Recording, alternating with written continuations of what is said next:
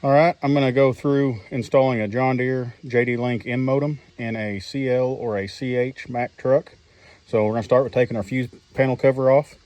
And most of the Mack trucks will have it in here somewhere that'll have a battery, an ignition, and a ground. It's hard to see the ground, but it is labeled there. Some of them will be back over here on a strip, and then it'll have just labels next to it. But they've usually all got 3 posts there that are pretty easy to get to.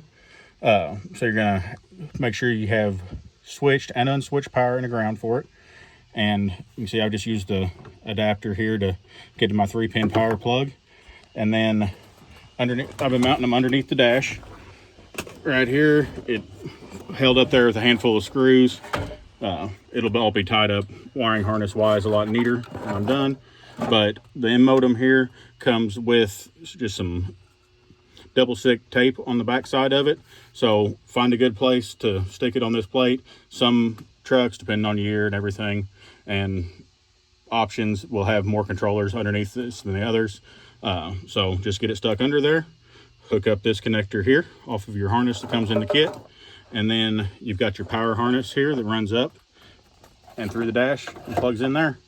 And then you're just gonna assign it to your truck, give it a little time to call out, and then it'll show up on your map and operations center.